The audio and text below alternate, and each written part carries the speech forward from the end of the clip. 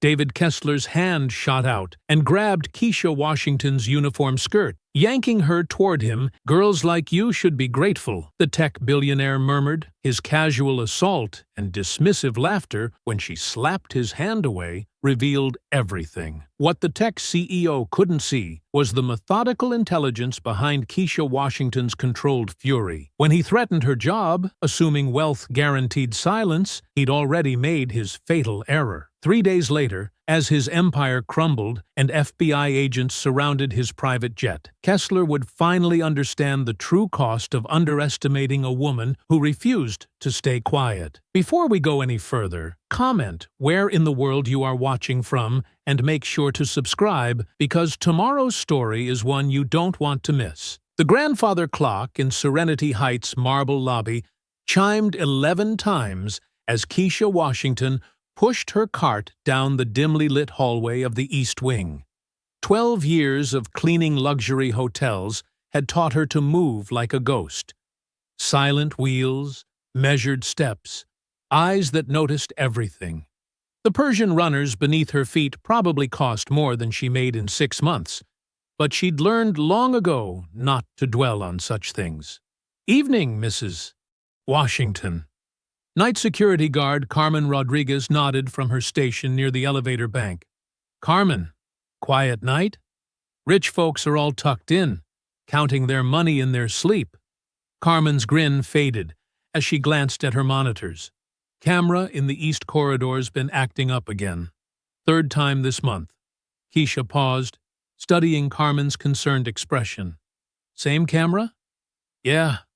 Mills says maintenance is looking into it." Carmen's air quotes conveyed exactly what she thought of that explanation. Keisha filed the information away and continued toward Suite 237, David Kessler's room. The tech CEO had arrived 3 days ago for his monthly week-long stay, and his suite required the full treatment. Egyptian cotton sheets changed daily, marble surfaces polished to perfection, fresh orchids arranged just so. His assistant had emailed specific instructions. Spring water bottles aligned precisely, towels folded in thirds, not halves. She knocked softly. "Housekeeping." No response. The suite's lights were off, and she'd seen Kessler head to the spa an hour ago for his evening massage. Plenty of time to clean and restock. The suite sprawled across 1,500 square feet of mountain views and imported furnishings. Keisha worked methodically, muscle memory guiding her hands while her mind wandered to Elena's excited chatter at dinner about her nephew's college acceptance letter. Elena Vasquez had been her roommate for 2 years, and their friendship was one of the few bright spots in the isolation of resort life. 40 minutes later, Keisha emerged from Suite 237 with her cart fully loaded with soiled linens. The linen closet sat at the corridor's far end, tucked behind a service alcove that kept it invisible from guest areas. She'd just begun sorting towels when footsteps echoed behind her. "Well, well. Working late again, I see." Keisha turned to find David Kessler leaning against the alcove entrance, blocking her exit. His spa robe hung loose, revealing the pale, soft chest of a man who'd never worked with his hands. His eyes held a predatory gleam she'd seen before in men who confused wealth with permission. "Mr. Kessler, I was just finishing your suite. Everything should be perfect now." "Perfect." He stepped closer, trapping her between the linen shelves and his advancing form. "You know what would be perfect? If girls like you understood how good you have it here." The smell of eucalyptus oil from his massage couldn't mask something darker underneath. The scent of entitlement gone rancid. Keisha pressed back against the shelves, her training warring with instinct. Smile. Be accommodating. The customer is always right. But when his hand shot out and grabbed her uniform skirt, yanking her toward him, training shattered. "Girls like you should be grateful," he murmured, his breath hot against her ear. "Very grateful for the opportunities I provide." His other hand moved toward her waist, fingers already claiming territory that wasn't his to take. The casual assumption in his touch that her body existed for his pleasure ignited something primal in Keisha's chest. Her palm cracked across his knuckles with a sound like a branch snapping. "Don't touch me." The words came out steady, controlled, but her heart hammered against her ribs. Kessler stumbled backward, more surprised than hurt, staring at his reddened hand as if he couldn't process what had just happened. Then he laughed. The sound echoed off the narrow walls, rich, amused, utterly without shame. He straightened his robe and smoothed his thinning hair, his expression shifting from predatory to patronizing. Feisty. I like that. He examined his knuckles with detached interest. But you might want to think carefully about your attitude, sweetheart. Jobs like yours aren't exactly growing on trees these days.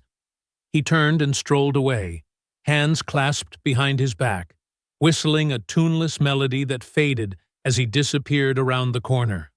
As if nothing had happened. As if she were nothing. Keisha remained frozen between the linen shelves, her whole body vibrating with suppressed rage. The grandfather clock's distant chiming marked midnight, but time felt suspended in the fluorescent-lit alcove. Her mind catalogued details with crystalline clarity. The wet spot on his robe from the massage oil, the way he'd favored his left knee walking away, the complete absence of fear in his voice when he'd threatened her job. She picked up a fallen towel with hands that didn't shake, folded it with mechanical precision, and placed it on the proper shelf. Then she gathered her supplies, locked the linen closet, and wheeled her cart toward the service elevator.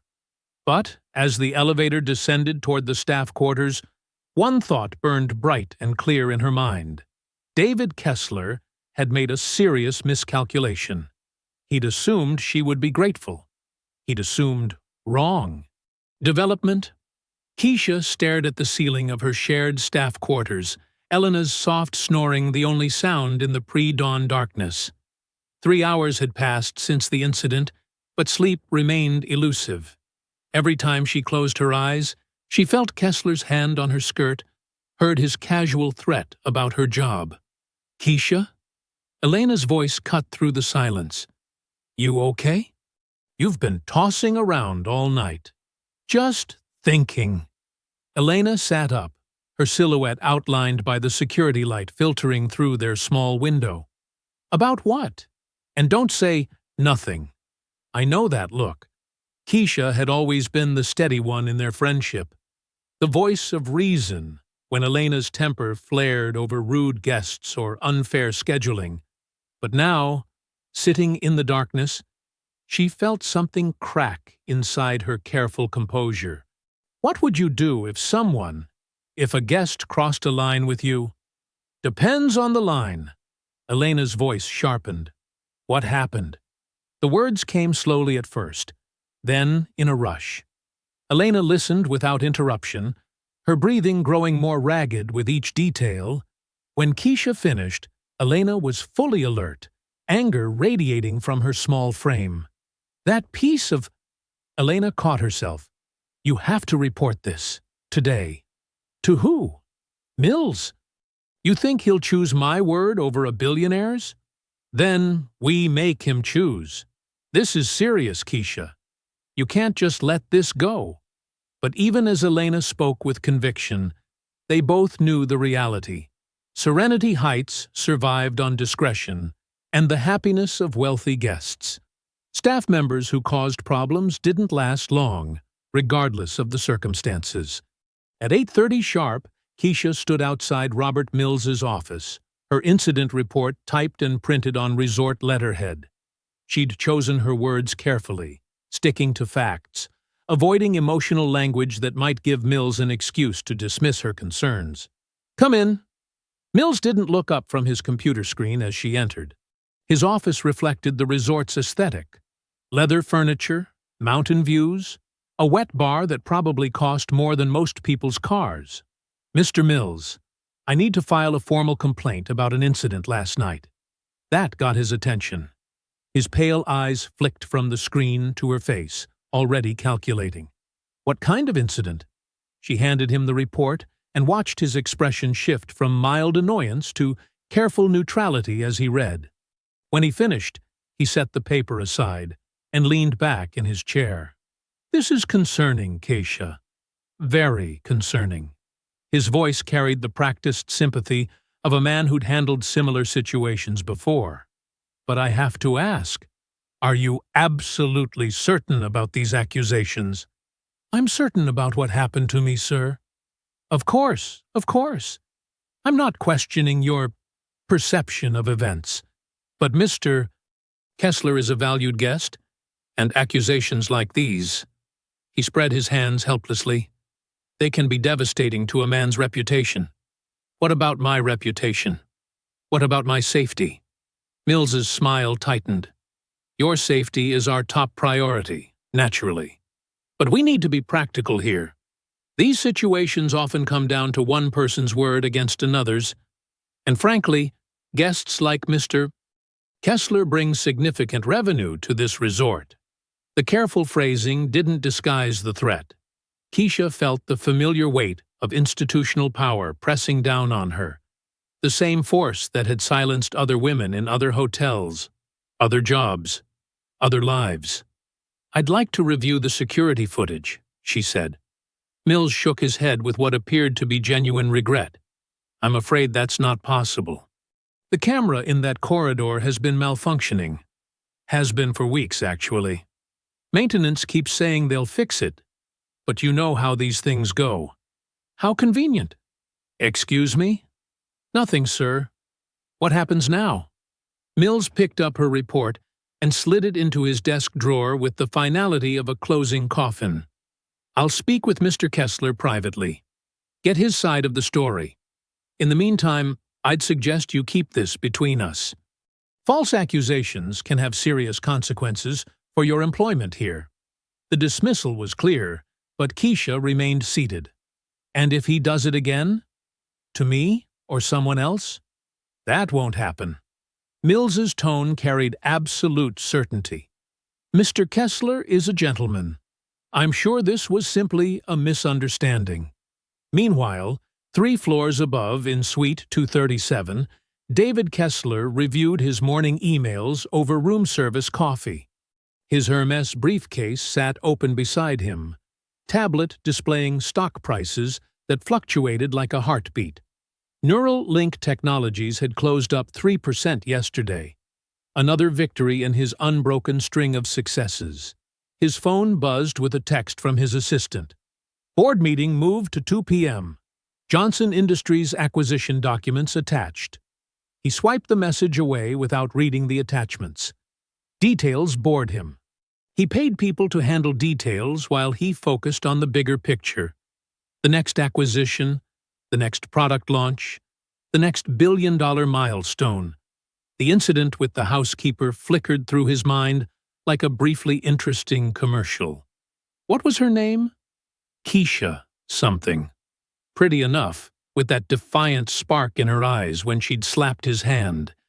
He'd always been drawn to women with spirit. It made breaking them more satisfying. His phone rang. Mills. David? I hope I'm not disturbing you. Never a disturbance, Bob. What's on your mind? We had a small situation last night. One of our housekeeping staff filed a complaint about an alleged incident with you. Kessler's grip on his coffee cup didn't waver.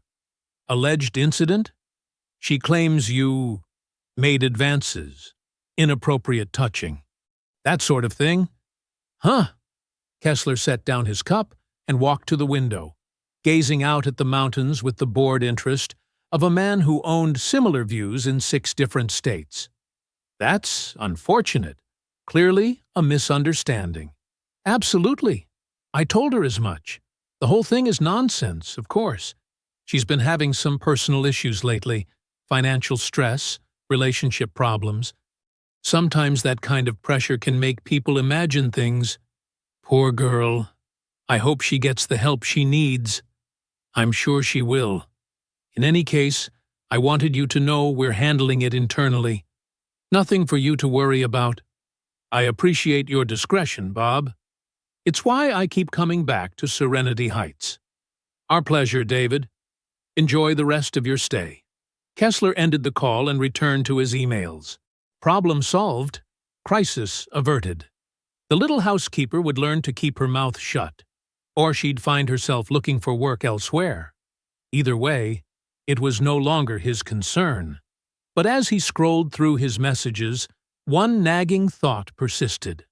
The way she'd looked at him in that corridor, not with fear or submission, but with calculation, as if she were memorizing details for some future purpose. He shook off the feeling. What could a housekeeper possibly do to someone like him? Back in the staff quarters, Keisha sat on her narrow bed, staring at the wall. Elena had left for her shift an hour ago, but her words echoed in the small room. Don't let them win. The official channels had failed, just as she'd expected. Mills's drawer had swallowed her complaint like quicksand, and the broken camera story was so obviously fabricated it insulted her intelligence. But they'd made one crucial mistake. They'd assumed she would give up. Keisha opened her laptop and began researching David Kessler. If the system wouldn't protect her, she'd have to protect herself. And sometimes, protection required knowing your enemy better than he knew himself. Keisha's research consumed the next 48 hours. Between shifts, she compiled everything she could find about David Kessler, his routines, his business dealings, his public appearances. The man kept a predictable schedule.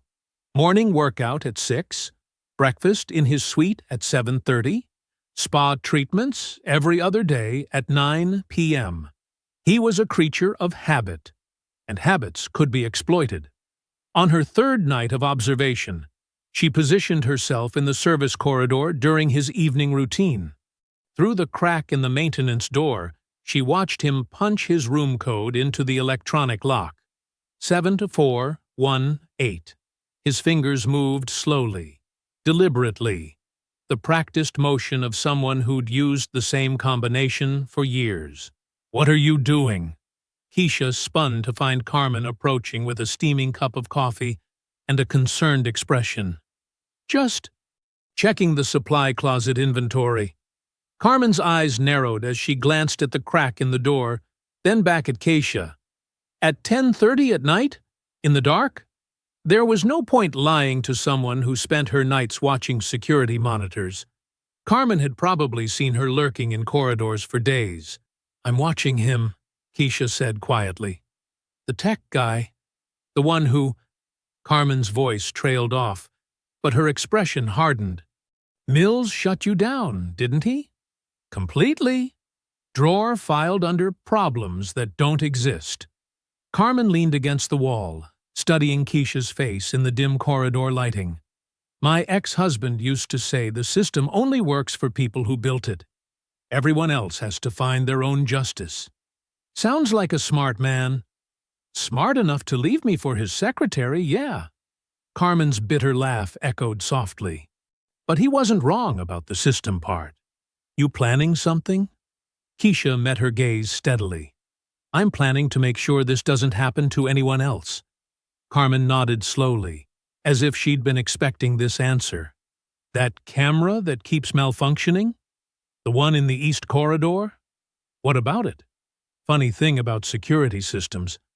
Sometimes they malfunction right before important guests arrive. Almost like someone doesn't want certain activities recorded.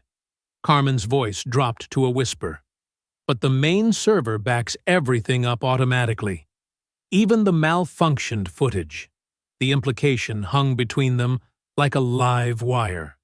Keisha felt her pulse quicken. Where's the main server? Security office.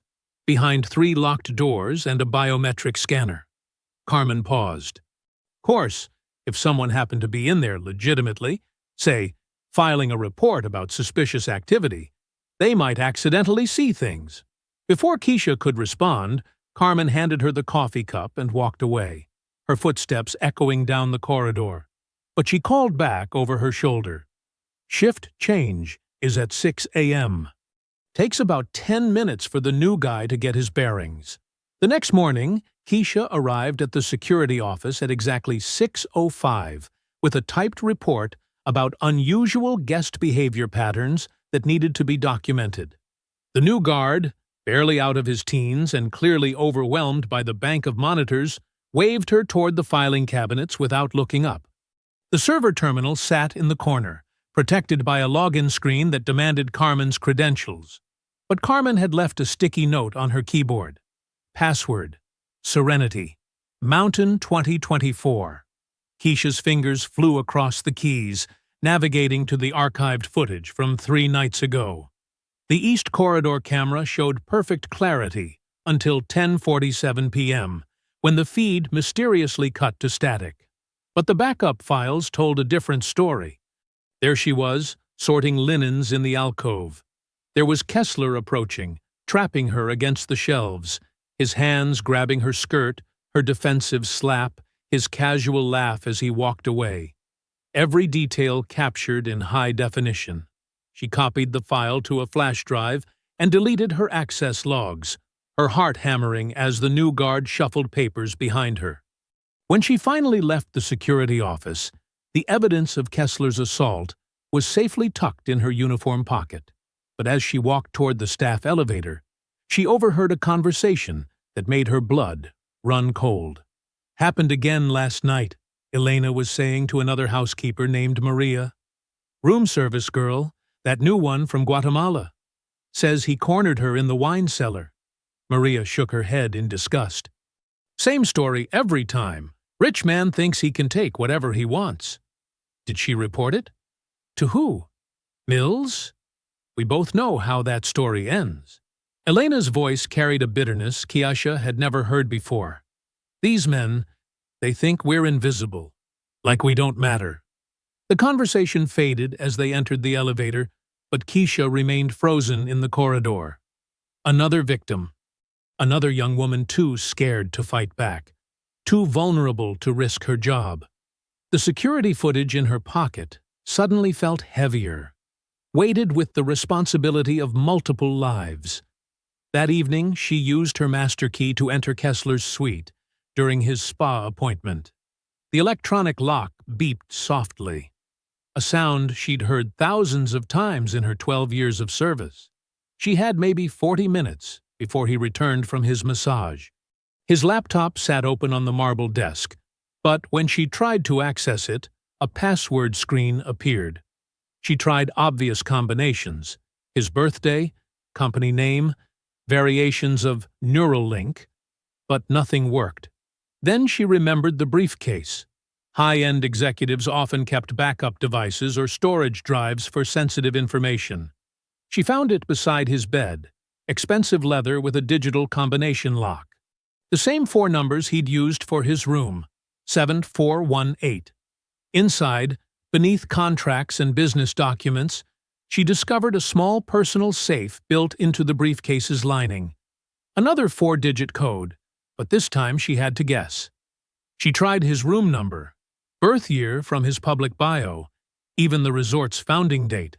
On her 7th attempt, the year his company went public, the safe clicked open. USB drives.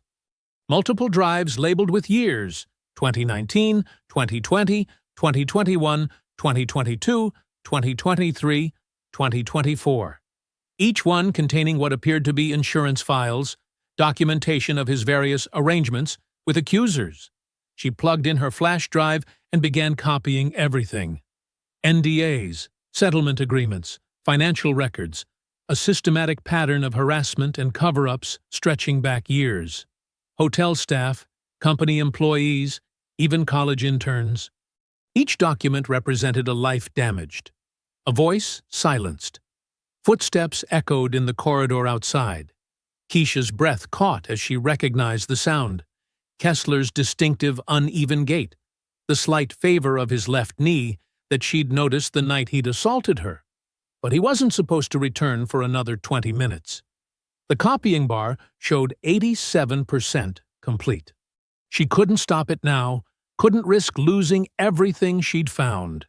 The footsteps grew closer, accompanied by the low murmur of a phone conversation. "Told you to handle the Henderson situation quietly," Kessler's voice carried through the door.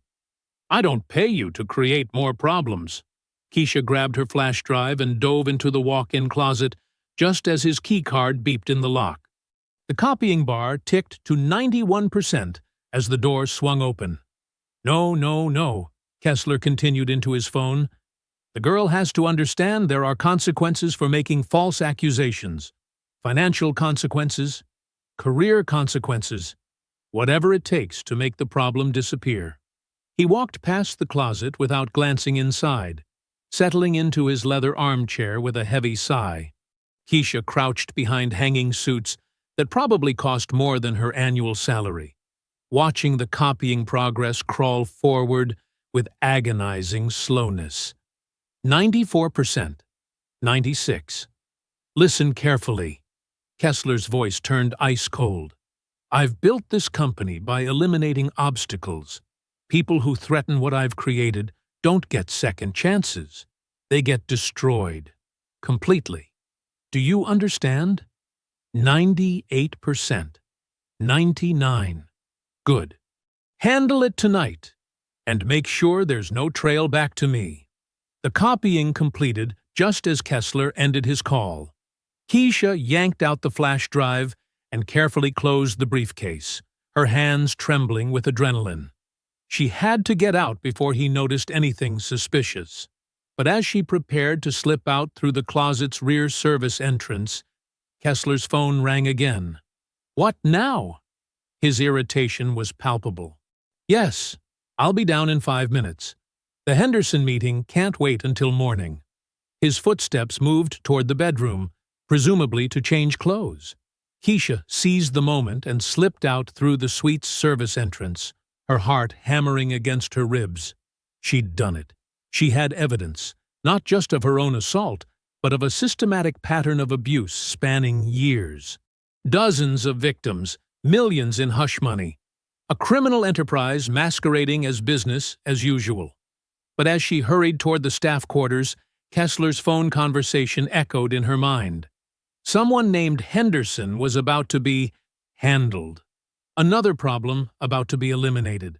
She'd gathered the ammunition she needed for justice. Now she had to decide how to use it. Keisha spent the next 2 days methodically reviewing the stolen files in the privacy of her shared quarters. Elena worked double shifts covering for a sick colleague, leaving Keisha alone with the damning evidence spread across her laptop screen. What she'd discovered went far beyond sexual harassment. It was a blueprint for systemic abuse of power. The NDAs revealed a pattern spanning 6 years. Sarah Chen, former marketing director at Neuralink, settled for $850,000 after reporting Kessler's assault at a company retreat. Maria Santos, hotel housekeeper in Miami, received $200,000 to disappear quietly. Jennifer Walsh, college intern, got $75,000 and a recommendation letter to ensure her silence. Dozens of women, their voices purchased and buried. But the most chilling discovery was the problem management folder. Email chains between Kessler and a man identified only as Tank detailed systematic intimidation campaigns. Private investigators hired to dig up dirt on victims. Fabricated evidence planted to discredit accusers. One email casually mentioned vehicular accidents that had befallen particularly persistent victims. Keisha's hands shook as she read Tank's latest report. Henderson situation resolved. Subject relocated to Montana. New identity established. She won't be a problem anymore. The clinical language couldn't disguise what it really meant. Another woman forced into hiding to escape Kessler's reach. She printed the most damning documents and organized them into a comprehensive folder. Security footage of her own assault. Financial records showing hush money payments. Email threads proving conspiracy to silence victims. Legal documents revealing the scope of his criminal enterprise. On Tuesday evening, she purchased a burner phone with cash from the resort's gift shop. The teenage clerk barely looked up from his video game as she completed the transaction. Back in her room, she prepared the evidence package with surgical precision. Documents arranged chronologically, key passages highlighted, a typed summary explaining the scope of Kessler's crimes. At precisely 11 p.m., she slipped the folder under Kessler's door, along with the burner phone and a handwritten note. "Call me at midnight. Come alone." Meanwhile, 3 floors above, Kessler was reviewing quarterly projections when he noticed the envelope that had been slipped beneath his door. His first thought was room service, perhaps a wine list or spa menu, but the plain manila folder contained something far more dangerous. His own face stared back at him from security footage stills, screenshots of bank transfers, copies of NDAs he'd thought were safely buried in legal vaults. His personal emails printed in stark black and white, including conversations with Tank about eliminating problems. The blood drained from his face as he flipped through page after page of evidence. Someone had penetrated his most secure files, stolen his most dangerous secrets. But who? And how? The burner phone buzzed at exactly midnight. "Who is this?" His voice cracked, despite his attempt to sound commanding. "Someone who knows what you really are." Keisha's voice was steady, controlled. She'd practiced this conversation a dozen times. "Listen, I don't know what game you're playing, but meet me behind the tennis courts in 1 hour. Come alone, or these files go to the FBI, the media, and every board member at Neuralink. You don't understand who you're dealing with. I have resources, connections. I can destroy your life with a phone call. David." The use of his first name made him flinch. "I've read your files. I know about Sarah Chen, Maria Santos, Jennifer Walsh, all of them. Your threats don't scare me anymore." The line went dead. Kessler stared at the phone, his mind racing. This wasn't some opportunistic blackmail scheme. Whoever had done this possessed technical skills, inside knowledge of his security measures, and access to places that should have been impossible to breach. The calm certainty in the caller's voice suggested someone who'd planned this meticulously. He considered calling Tank, but the evidence folder contained enough proof to implicate his security chief in multiple felonies. Involving more people would only create more liability. He had to handle this himself. At 1 a.m., Kessler made his way through the resort's darkened corridors toward the tennis courts. The mountain air was crisp, carrying the scent of pine and the distant sound of an owl hunting in the forest. Security lights cast long shadows across the perfectly manicured grounds. Keisha was waiting in the shadows beside the equipment shed, a small figure that seemed to materialize from the darkness itself. She'd chosen this location carefully, far from guest areas, hidden from security cameras, with multiple escape routes if things went wrong. "You came," she said. Kessler stopped 10 feet away, trying to project the authority that had made him billions. But standing in the darkness facing an adversary he couldn't see clearly, his usual confidence felt hollow. "What do you want? Money? I can transfer whatever amount you... I want you to listen." Keisha stepped into the light, and recognition dawned on his face. The housekeeper, the one who'd slapped his hand away 3 nights ago. "Do you remember what you said to me in that corridor? About girls like me being grateful?" His mouth opened and closed wordlessly. "I've been thinking about that. About gratitude. About what I should be grateful for." She pulled out a tablet and pressed play. His own voice filled the night air. "People who threaten what I've created don't get second chances. They get destroyed. Completely." The blood drained from his face. "Where did you get that?" "From your private files. All of them. 6 years of evidence showing exactly what kind of man you are." She paused the recording. 23 women, David. 23 lives you've damaged or destroyed. Those were business transactions. Mutually beneficial arrangements. No crimes were committed. Really? She scrolled to another recording. Let's hear what you told Tank about Maria Santos. His own voice emerged from the tablet speakers. The girl's becoming a problem. Handle it quietly. I don't care how. Just make sure she disappears. Kessler's composure finally cracked. You don't understand the forces you're playing with. I have connections in law enforcement, government, media. This evidence will never see the light of day. That's where you're wrong. Keisha's voice remained unnaturally calm. 23 women tried to fight you through official channels. They all failed because they played by rules you wrote. But I'm not playing by your rules anymore. She held up her phone, finger hovering over the screen.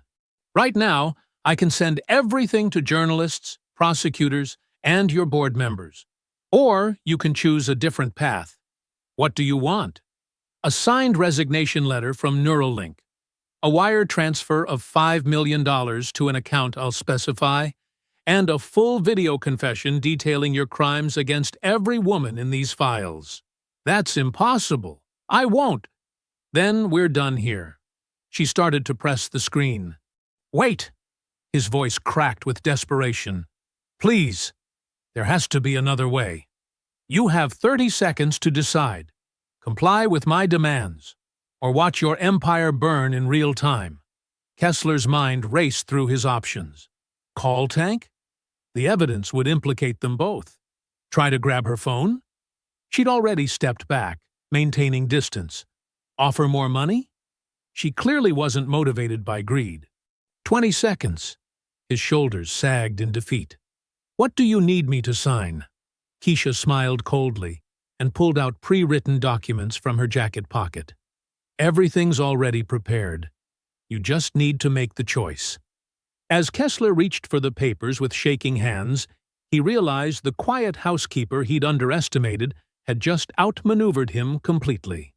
And there was no way out except through her terms. Kessler's hands trembled as he signed the resignation letter in the pale glow of the tennis court security lights. Each stroke of the pen felt like carving his own epitaph. The wire transfer authorization came next. $5 million to an offshore account Keisha had established using untraceable cryptocurrency exchanges. Now the confession, Keisha said, holding up her tablet to record. I can't do this. My family, my reputation. Your family will survive without blood money.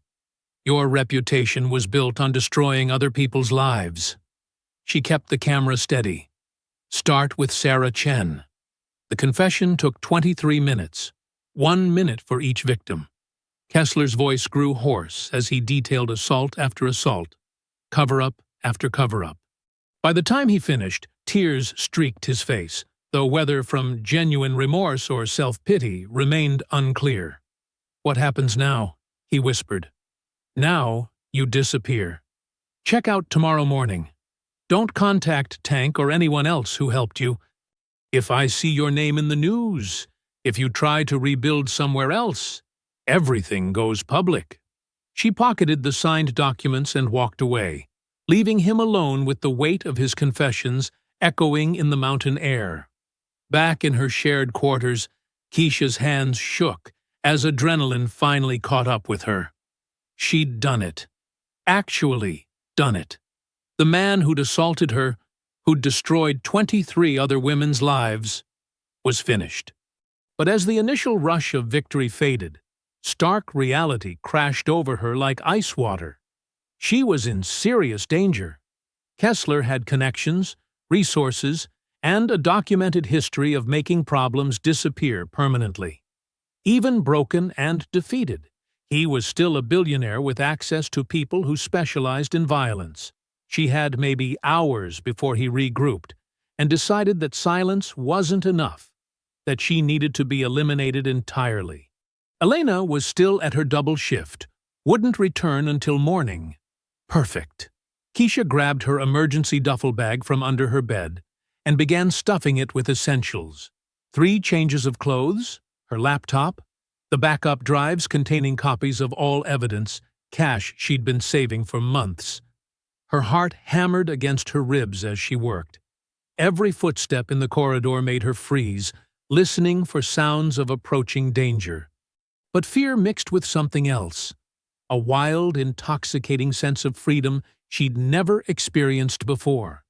For 12 years, she'd been invisible, voiceless, powerless. Tonight, she'd brought down a man worth billions using nothing but intelligence and courage. The quiet housekeeper had just declared war on the entire system that protected predators like Kessler. She scribbled a quick note for Elena. Family emergency. Had to leave suddenly. Will contact you when I can. Thank you for everything. Destroy this note. Her phone buzzed with a bank notification. $5 million had transferred successfully. The money felt surreal, almost meaningless compared to the confession video locked on her encrypted drive. That footage was worth more than any amount of cash. It was justice itself. But as she slung the duffel bag over her shoulder, her phone rang. Unknown number. Hello? You think this is over? Kessler's voice was barely recognizable. Raw, desperate, seething with rage. You have no idea what you've started. David, you need to. My name is Mr. Kessler to you, and you need to understand something very clearly. I have friends in places you can't imagine. People who handle problems like you for a living. The line went dead. Keisha stared at the phone, her brief moment of triumph evaporating. She'd underestimated his pride, his need for control. The resignation and money weren't enough. He wanted revenge. She grabbed her keys and headed for the service exit, avoiding the main corridors where security cameras might record her departure. The night air felt electric against her skin as she hurried toward the staff parking lot, every shadow potentially hiding danger. Her ancient Honda Civic looked pathetic next to the luxury vehicles scattered throughout the lot, but it was reliable and anonymous. As she threw her bag into the back seat, footsteps echoed from the direction of the main building. Carmen appeared out of the darkness, moving with purpose. Going somewhere? Carmen's voice was carefully neutral. Family emergency. Keisha's hand hovered near her car door handle, ready to run. At 3 a.m? With everything you own? Carmen stepped closer, but her posture remained relaxed. You know, funny thing happened tonight. Our problem guest checked out suddenly. Very suddenly. Keisha's heart hammered as she calculated distances to potential escape routes. Carmen smiled grimly. Whatever you did, I hope it was permanent. That man was poison. She pulled a flash drive from her pocket. Security footage from the last week. All of it. Thought you might want this as insurance. Relief flooded through Keisha as she accepted the drive. Thank you. Don't thank me. Just stay alive long enough to enjoy whatever justice you carved out tonight. Carmen's expression turned serious. And if I were you, I'd get very far away very quickly. Men like that don't stay down without a fight. Keisha nodded and climbed into her car. As the engine turned over, she felt the intoxicating mixture of terror and exhilaration surge through her again. She was driving into the unknown with $5 million, enough evidence to destroy a billionaire, and probably a target on her back. But for the first time in her life, she was the one with power. The Honda's headlights cut through the mountain darkness as she drove toward an uncertain but self-determined future. Keisha drove through the winding mountain roads for 2 hours before spotting the neon sign of Rocky's all-night diner. The parking lot held only a few scattered vehicles, long-haul truckers grabbing coffee, and a couple of college kids heading home from late-night parties. Perfect. Anonymous and overlooked.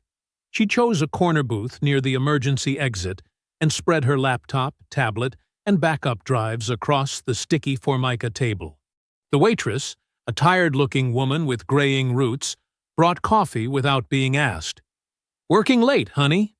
"Something like that." Keisha forced a smile. "Could I get the Wi-Fi password?" It's Rocky 2024, all one word. You look like you could use some pie. Apple's fresh. Just coffee for now, thanks. Alone again, Keisha opened her laptop and began the most important work of her life. She'd researched secure server farms during her preparation, identifying 3 different cloud storage companies with servers in countries that didn't cooperate with U.S. law enforcement.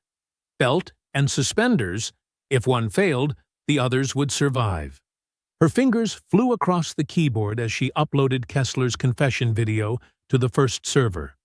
The progress bar crawled forward. 15%, 22%, 31%. The diner's Wi-Fi was slower than she'd hoped, but it was working. Come on, she whispered, watching the upload status. At 47%, she started the second upload to a different server. Insurance on top of insurance. The bell above the diner's entrance chimed as new customers entered. Keisha glanced up to see 2 men in dark suits, scanning the nearly empty restaurant. They moved with the fluid confidence of people comfortable with violence, their eyes cataloging exits and potential threats. Her blood turned to ice. She forced herself to look back at her laptop screen, trying to appear like any other late-night worker. The first upload hit 63%.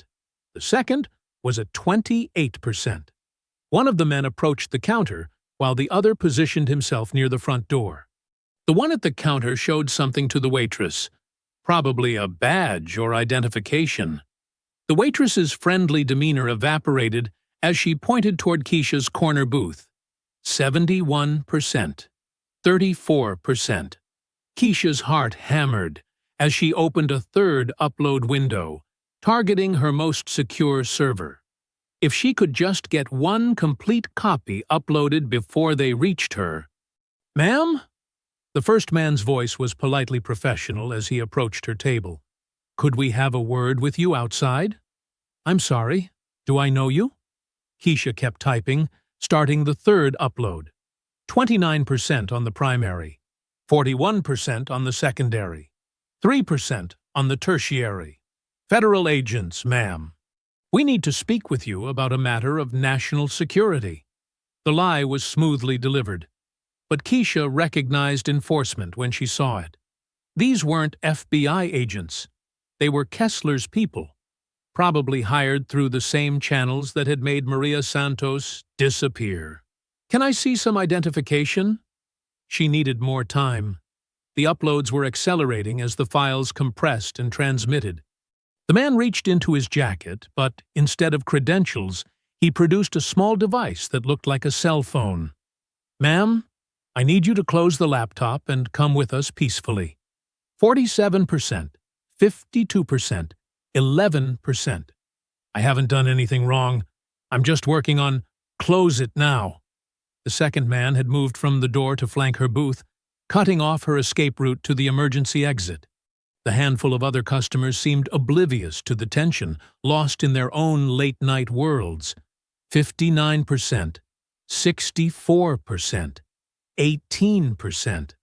Look, I don't know who you think I am, but... The first man's patience evaporated. He reached across the table and slammed the laptop shut, cutting off all 3 uploads midstream. Keisha's heart sank as months of planning died with the severed connection. Keisha Washington, you're coming with us. We can do this easy or hard. Your choice. I want to call a lawyer. No lawyers, no phone calls, no questions. The second man's voice carried a hint of accent. Eastern European, maybe Russian. You took something that doesn't belong to you. Our employer wants it back. They flanked her as she gathered her equipment with trembling hands. The waitress had retreated to the kitchen, probably under orders to forget she'd ever seen this conversation. The few remaining customers studiously avoided eye contact. As they guided her toward the door, Keisha calculated her options. The parking lot was dark, isolated.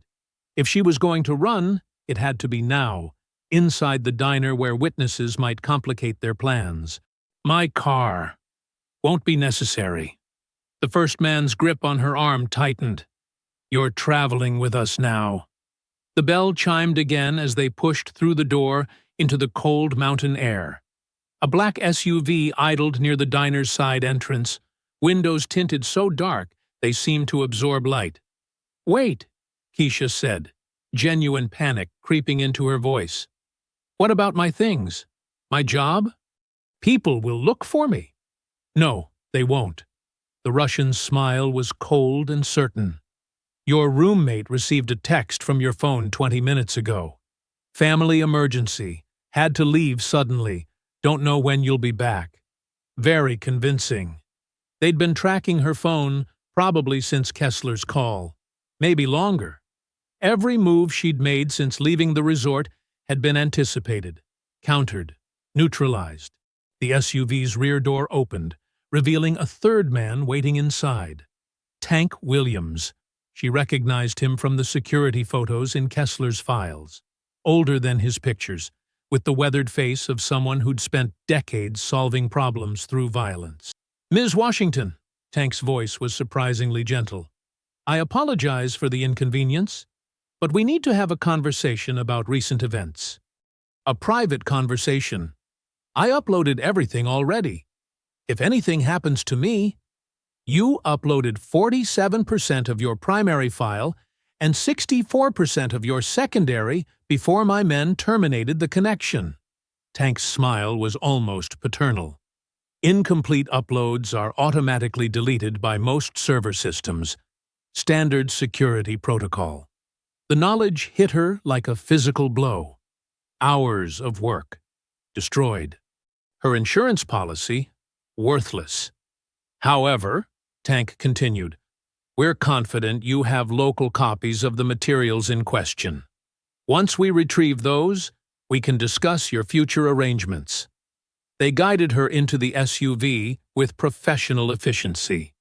As the vehicle pulled away from the diner, Keisha watched her Honda Civic disappear into the darkness, along with any hope of escape. But as the mountain road unwound before them, one thought burned bright in her mind.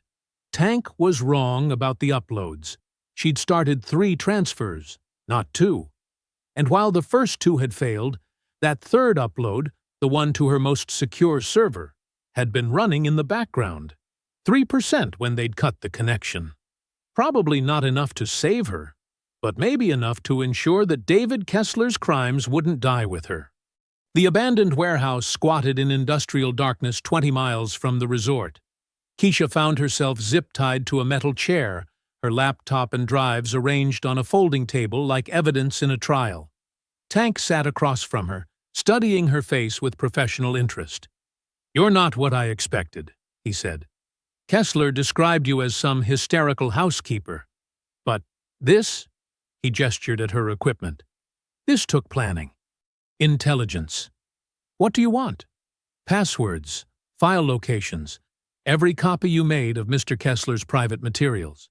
Tank's voice remained conversational. "We can do this professionally, or we can make it unpleasant." Keisha tested her restraints. The zip ties bit into her wrists, but they weren't cutting off circulation. Yet. Those files document crimes. Dozens of women. Those files document private business arrangements between consenting adults. Tank leaned forward. Nothing more. Sarah Chen was 18 when he assaulted her. Sarah Chen signed a legal agreement acknowledging that no assault occurred. Tank's patience seemed genuine, which somehow made him more frightening. "Now, the passwords." "No." Tank nodded to one of his men, who stepped forward with a small device that looked like a modified taser. "Ms. Washington, you're operating under a fundamental misunderstanding. You think this is about justice, right and wrong, protecting victims. But it's simpler than that." The device hummed to life, electricity crackling between its prongs. "This is about property. Mr. Kessler owns those files, just like he owns his house, his cars, his company. You stole his property. We're here to retrieve it. And if I don't cooperate, then we'll get the passwords anyway, and you'll have suffered unnecessarily." Tank's expression remained mild. I've been doing this for 23 years. Everyone breaks eventually. The only question is how much damage you accumulate first. Keisha stared at the electric device, her mind racing. She thought about Elena, probably discovering her note by now. About Carmen, who'd risked her own job to help. About 23 women whose voices had been purchased and buried. The confession video, she said quietly. Even if you destroy everything else, that video exists. Mr. Kessler was coerced under duress. Any confession obtained through blackmail is inadmissible in court and worthless to media outlets. Tank smiled. His lawyers are already preparing defamation suits against anyone who attempts to publish it. The casual confidence in his voice was more terrifying than any threat. This wasn't improvisation. They'd planned for every contingency, anticipated every move she might make. Besides, Tank continued, by morning, there won't be anyone left to publish anything. The implication hit her like ice water. You're going to kill me. That depends entirely on your cooperation. Passwords first, then we discuss your future. Meanwhile, 50 miles away at Serenity Heights, Elena stood in their shared quarters holding Keisha's hastily scribbled note. Something felt wrong, not just the sudden departure, but the careful way her roommate had packed. Keisha never left anything to chance, yet she'd abandoned half her belongings. Elena pulled out her phone and dialed Keisha's number. It went straight to voicemail. She tried again. Same result. Growing unease pushed Elena toward the security office, where she found Carmen reviewing the previous night's footage with unusual intensity. Have you seen Keisha? Elena asked. Carmen looked up, her expression troubled. She left early this morning. Said it was a family emergency. What kind of emergency? She would have told me if something was wrong with her family. I don't know, but… Carmen paused, studying Elena's worried face. There's something else. That tech guest, Kessler? He left suddenly, too. Right after having some kind of confrontation. Confrontation with who? Carmen's silence was answer enough. Elena sank into a chair as the pieces clicked together. Keisha's strange behavior, her sleepless nights, her questions about reporting guest misconduct, the way she'd been watching and planning. She went after him, didn't she? Elena whispered. I think she did something that needed doing, Carmen said carefully. But now I'm worried she might be in over her head. Back in the warehouse, Tank's patience was wearing thin. The taser had been used twice, leaving Keisha's muscles cramping and her vision blurred. But she hadn't broken. This is pointless, he told his men. She's tougher than expected. Want me to increase the voltage? The operator's eagerness was disturbing. No, get Kessler on the phone. Let him decide how far he wants to push this. As Tank stepped away to make the call, Keisha focused on breathing through the pain. Her body screamed, but her mind remained clear. She thought about the partial upload at the diner. 3% of a confession video probably wasn't enough to destroy Kessler, but it might be enough to raise questions. Tank returned with his phone pressed to his ear. Yes, sir. She's being difficult. I understand. Are you certain? Yes, sir. He ended the call and looked at Keisha with something approaching regret. Mr. Kessler has decided that your cooperation is no longer necessary. We'll extract the passwords from your devices using other methods. And me? Tank's expression answered before his words did. You've caused significant problems for a very powerful man. Those problems require permanent solutions. But as his men prepared for the final phase of their work, none of them noticed the small LED light blinking on Keisha's laptop, indicating that a background process was still running, still uploading, still fighting to ensure that some fragment of truth would survive. Tank stepped outside the warehouse to coordinate with his team while his men maintained watch over Keisha. Through the grimy windows, she could see him pacing in the parking lot, speaking rapidly into his phone. Whatever Kessler was telling him was making him agitated. "Boss wants us to clean this up fast," one of the guards muttered to his partner. "Says the situation's getting complicated." Keisha tested her restraints again, feeling the zip ties bite deeper into her wrists. The blinking LED on her laptop continued its steady rhythm. Upload still in progress. If she could just buy more time. "How long have you worked for him?" she asked the nearest guard. "Shut up. I'm just curious. Does the money make it worth it? Knowing what kind of man you're protecting?" The guard's hand moved toward his weapon. "I said shut up." Tank returned, his face grim. "Change of plans." "We're moving her." "Moving her where?" the second guard asked. "Kessler's private jet is fueled and ready. He wants this handled offshore, away from any potential witnesses or investigations." Keisha's blood turned to ice. Once they got her on that plane, she'd disappear completely. No body, no evidence, no trace. "You can't just kidnap people and fly them out of the country," she said, fighting to keep the desperation from her voice. Tank laughed. "Ms. Washington, you still don't understand who you're dealing with. David Kessler owns senators, judges, airport security chiefs. His plane could be carrying nuclear weapons, and nobody would ask questions." Meanwhile, at Serenity Heights, Elena had convinced Carmen to help her access Keisha's computer logs from the previous week. What they found made both women sick. "She was researching him," Elena whispered, scrolling through browser histories. "Everything about his background, his business, his legal troubles." Carmen pointed at the screen. "Look at this. She accessed the security server yesterday morning. Downloaded something. The footage? Has to be. She got proof of whatever he did to her." Elena stood up, pacing the small security office. "So she confronted him with evidence, and now they're both gone. That's not a coincidence." Carmen was already pulling up external security cameras, the ones that monitored the resort's perimeter and access roads. If something happened to her, there might be traces. They scrolled through hours of footage until Carmen froze the image. There. 3:15 a.m.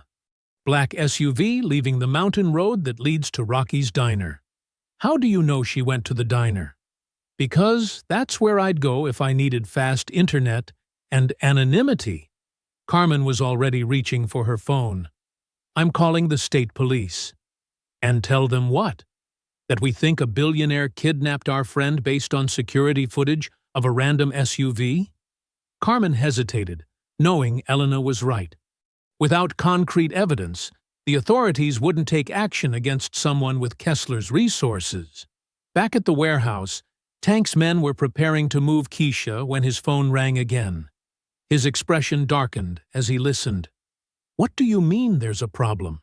How many people know? Are you certain it's contained?" Keisha watched his face, seeing cracks in his professional composure for the first time. "Sir, with respect, maybe we should consider—" "Yes, sir. I understand." He ended the call and turned to his men. "New directive.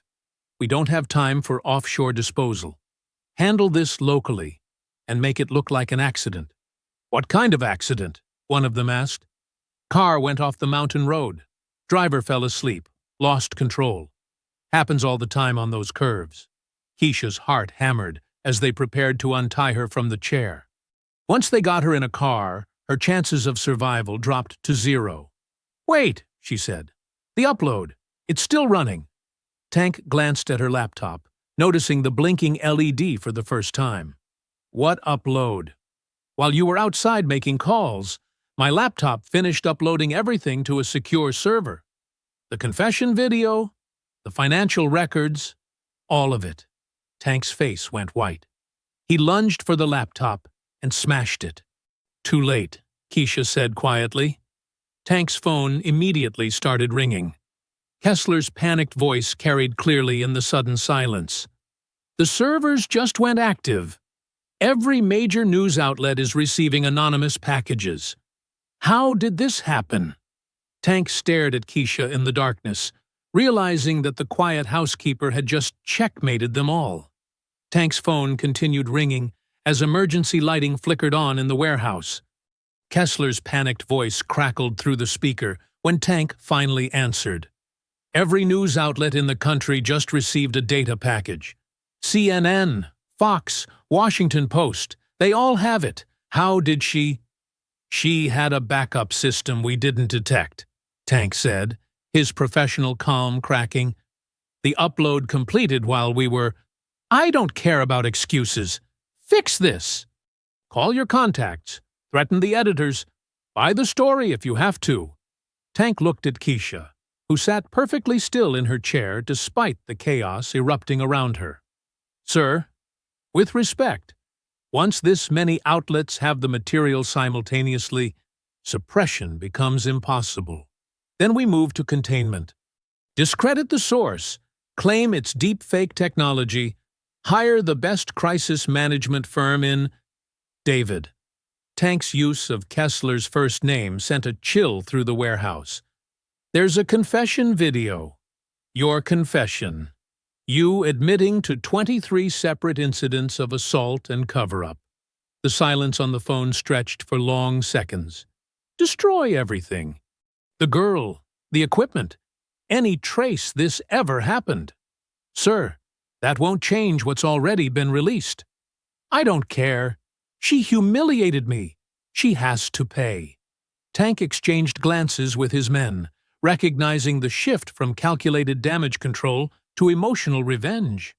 In his experience, that's when employers became liabilities. Sir, I strongly advise, you work for me. Do what I'm paying you to do. Tank ended the call and stood in the flickering emergency lighting, weighing his options. 23 years of cleaning up messes for wealthy clients had taught him when to cut losses and when to double down. Boss? One of his men asked. What's the play? Tank studied Keisha's face, seeing not fear, but quiet determination. The same expression he'd seen on soldiers who'd already made peace with dying for their cause. Ma'am, he said finally, you've created quite a situation. I've exposed the truth. That's not a situation. That's justice. Justice. Tank seemed to taste the word. I've been in this business long enough to know that justice and survival rarely align. He pulled out a knife and approached her chair. Keisha braced herself, but instead of attacking, he cut the zip ties binding her wrists. Sir? His men looked confused. Gentlemen, we're in uncharted territory. Our employer just became a public liability, and continuing to work for him puts us all at risk. Tank stepped back as Keisha rubbed circulation back into her hands. Ms. Washington, you've won. The question now is what happens next. What do you mean? I mean, David Kessler is finished. His confession is spreading across every network. His company's stock is in free fall, and federal prosecutors are probably drafting indictments as we speak. Tank holstered his weapon. But a cornered billionaire with nothing left to lose is extremely dangerous. Kessler's voice echoed from Tank's phone as another call came through. Tank declined it. He's not going to accept defeat gracefully, Tank continued. He'll spend his remaining resources trying to hurt you, your friends, anyone connected to this situation. So, what are you suggesting? I'm suggesting we end this properly. Tank's expression hardened. One way or another. Meanwhile, across the country, newsrooms erupted into activity as editors reviewed the explosive evidence package. The confession video played on secure monitors while journalists verified financial records and legal documents. At CNN headquarters, the senior producer called an emergency meeting. Legal has reviewed everything. It's authentic. We're looking at the biggest corporate scandal since Enron. Similar scenes played out at news outlets nationwide, as the story that would destroy David Kessler built momentum. Back at the warehouse, Tank's phone rang again. This time he answered on speaker. Tank, where are you? I'm flying in to handle this personally. Sir, I don't think that's wise. The FBI will be looking for you within hours. Let them look. I own half the judges in this district. Kessler's voice was becoming increasingly unhinged. Bring me the girl. I want to look her in the eyes when she realizes what she's cost herself. Tank met Keisha's gaze across the warehouse floor. In that moment, both of them understood that the situation had moved beyond professional obligation into personal survival. Sir, Tank said carefully, perhaps you should focus on legal representation rather than… Bring her to the airfield. That's an order. The call ended, leaving Tank and his team staring at Keisha in the emergency lighting. He's coming here, isn't he? She asked. Worse, he wants to meet you at his private airfield. Tank's expression was grim. A man with his resources, feeling cornered and humiliated. This isn't going to end with legal proceedings. Keisha stood up slowly, understanding that her victory had just become a death sentence. David Kessler was coming to settle the score personally. The private airfield sat in darkness 20 minutes from the warehouse, its single runway illuminated by scattered lights that created an eerie checkerboard pattern across the tarmac. Kessler's Gulfstream waited like a sleeping predator, engines cold but ready. Tank drove in silence, while Keisha sat in the passenger seat, no longer restrained. The dynamic had shifted completely. She was no longer his prisoner, but rather a fellow survivor in a situation spiraling beyond anyone's control. He's going to try to kill me, she said quietly. Probably. The question is whether you're going to let him. Keisha studied Tank's profile in the dashboard lights. Why are you helping me? I'm not helping you. I'm protecting myself. Tank's voice was matter-of-fact. 23 years of cleaning up messes for wealthy psychopaths taught me when to cut ties. Your little confession video just made Kessler radioactive. So, what's your plan? Survive the next hour. Everything else is negotiable. Meanwhile, high above the Montana mountains, Kessler paced the cabin of his private jet like a caged animal. The flight attendant had retreated to the galley after witnessing his increasing agitation, and the pilots maintained radio silence except for essential communications. His phone buzzed constantly with calls from lawyers, board members, and crisis management specialists. He ignored them all. The confession video was spreading across social media faster than any legal team could contain it. Stock prices were cratering. Federal prosecutors were undoubtedly preparing arrest warrants. But none of that mattered now. The only thing that mattered was making the housekeeper pay for her audacity. He pulled up the news coverage on his tablet, watching his own face confess to decades of abuse. The sound quality was perfect, the video resolution crystal clear. No amount of money could make this disappear. Sir? The pilot's voice crackled through the intercom. We're beginning our descent to the private airfield. Good. Have ground crew standing by, but keep the engines running. Sir, if you're planning another departure, I should mention that the FAA has been making inquiries about… Just keep the engines running. Back on the ground, Tank parked near the airfield's single hangar and studied the approaching aircraft's lights. He's coming in hot. No standard approach pattern. Keisha watched the Gulfstream descend through the darkness. What happens when he lands? That depends on how crazy he's willing to get. Tank checked his weapon. Billionaires aren't used to losing. When they do, they sometimes make very poor decisions. The jet touched down with a screech of tires, taxiing aggressively toward the hangar. It stopped 50 yards away, engines still running, passenger door already opening. Kessler emerged alone, his usual polished appearance replaced by something feral. His suit was wrinkled, his hair disheveled, his eyes wild with rage and desperation. "Where is she?" he shouted across the tarmac. Tank stepped out of the car, hands visible but ready. "Sir, I strongly recommend you get back on that plane and leave the country while you still can." "I asked you a question." Kessler's voice cracked with hysteria. "Where is the girl who destroyed my life?" Keisha opened the passenger door and stood up, facing the man who'd started this nightmare. I'm right here, David. The use of his first name sent him into a rage. You have no idea what you've done. My company, my reputation, my family, all of it destroyed by some nobody housekeeper. I exposed the truth about what you did to 23 women. That's not destruction. That's justice. Justice? Kessler laughed, a sound devoid of sanity. I built an empire. I created jobs, funded research, advanced technology. And you think the word of some cleaning lady matters? Your own words matter. Your own confession. Kessler's face contorted with fury as he reached into his jacket. Tank tensed, recognizing the movement, but Kessler's hand emerged holding a phone instead of a weapon. You want to see what real power looks like? Kessler's thumbs flew across the screen. I just authorized a wire transfer to 3 different criminal organizations. $500,000 each to put bounties on you, your roommate, and that security guard who helped you. Keisha felt ice in her veins. Elena, Carmen, innocent people who'd tried to help her. Even if I die tonight, Kessler continued, you'll spend the rest of your short life looking over your shoulder. Everyone you care about will pay the price for your arrogance. Tank stepped forward, his patience finally exhausted. Sir, you need to calm down and think rationally. Don't tell me to calm down.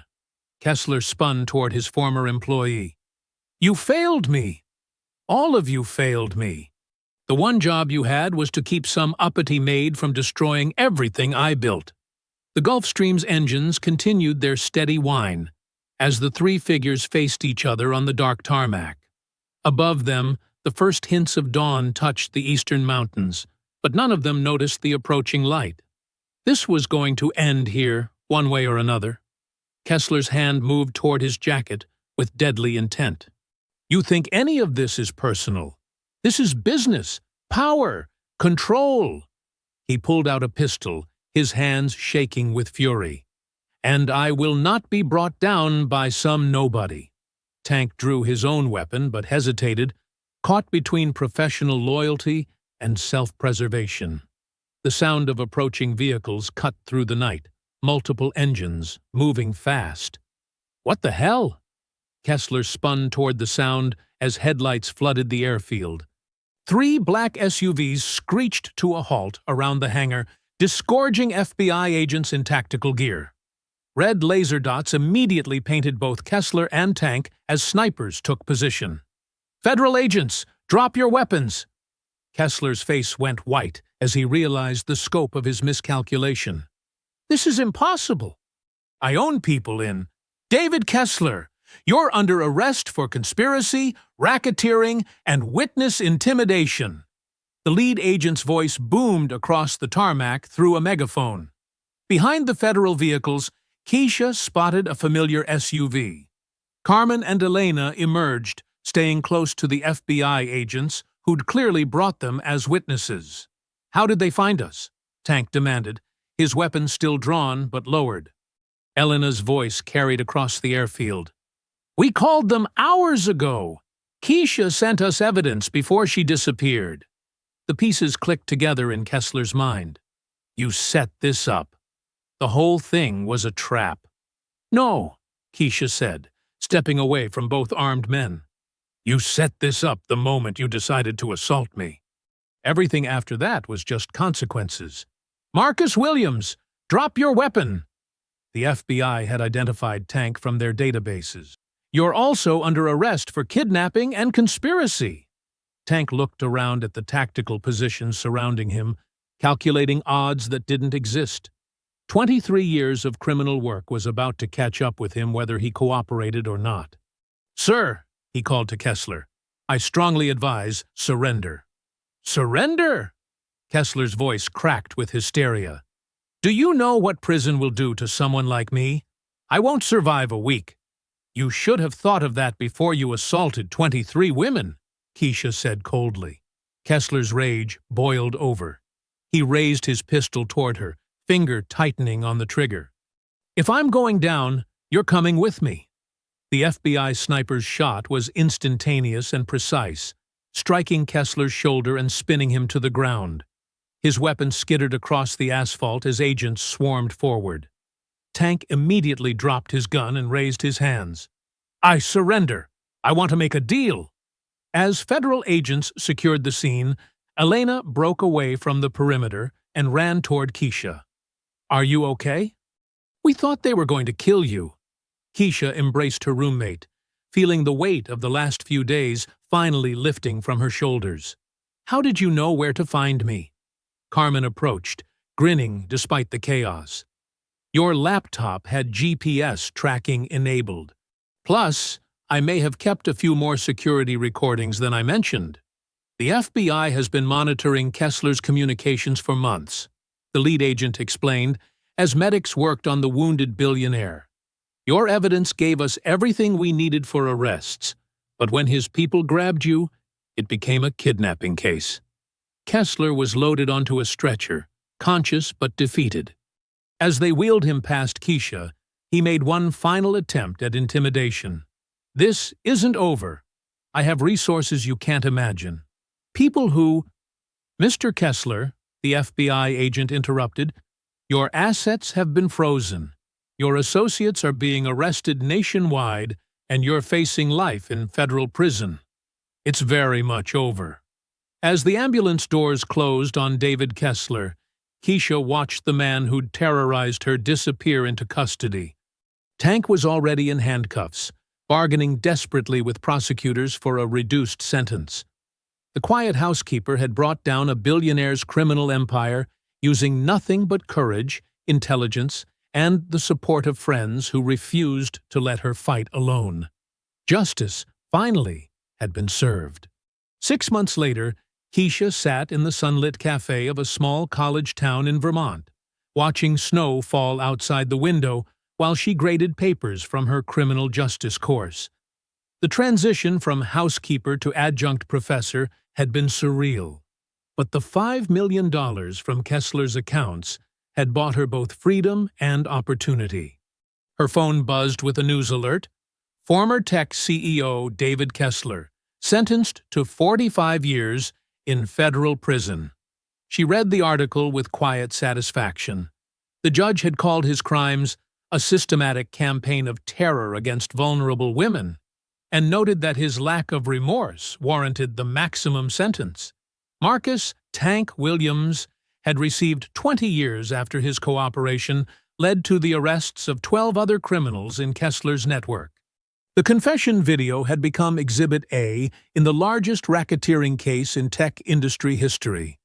"Professor Washington?" A student approached her table hesitantly. "I wanted to thank you for your lecture on institutional power. It really opened my eyes about how systems protect perpetrators." "That's exactly why we study these cases," Keisha replied. "Understanding how abuse of power works is the first step in preventing it." After the student left, Keisha returned to her grading, but was interrupted by a familiar voice. "Mind if I sit?" Carmen Rodriguez looked different in civilian clothes. Relaxed, confident, no longer carrying the weight of watching corruption she couldn't stop. "I was in the area for my new job interview," Carmen explained, settling into the opposite chair. "Head of security for a women's shelter. Figured I'd use my skills for something worthwhile." "How's Elena?" "Thriving. She's the head housekeeper at Serenity Heights now. Mills got fired when the FBI investigation revealed how deep the cover-ups went. New management actually cares about staff safety." They sat in comfortable silence, watching the snow accumulate on the campus quad. Two women whose lives had been forever changed by one night's decision to stand up against injustice. "Do you ever think about what would have happened if you'd just stayed quiet?" Carmen asked. Keisha considered the question. "Sometimes, but then I think about Sarah Chen, Maria Santos, Jennifer Walsh, and all the others. Their voices matter more than my comfort ever did." The Victims' Compensation Fund hit $12 million last week, Carmen reported. Between Kessler's seized assets and the class action settlement, every woman he hurt is finally getting some measure of justice. Money can't undo trauma, but it can provide therapy, education, fresh starts. Keisha smiled. Some of them are using it to go to law school, others to start advocacy organizations. Power redistributed to the people who needed it most. Carmen's expression grew serious. Any regrets? Only one. That it took so long for someone to stop him. As evening approached, Carmen departed for her hotel, leaving Keisha alone with her thoughts and her papers. She'd built a new life from the ashes of the old one, teaching students about justice, supporting survivors through her foundation, living without fear for the first time in years. Her laptop chimed with an email from a former Neuralink employee. Professor Washington, I saw your interview about institutional courage. Your story gave me the strength to report my supervisor's harassment. The company fired him yesterday. Thank you for showing us that we don't have to stay silent. Keisha closed her laptop and gathered her materials, feeling the deep satisfaction that came from work that mattered. Outside, the snow continued to fall, covering the world in pristine white. A fresh start, clean and full of possibility. The quiet housekeeper had found her voice, and in doing so, had helped countless others find theirs. Justice, once begun, creates its own momentum. I hope you enjoyed that story. Please like the video and subscribe so that you do not miss out on the next one. In the meantime, I have handpicked 2 stories for you that I think you will enjoy. Have a great day.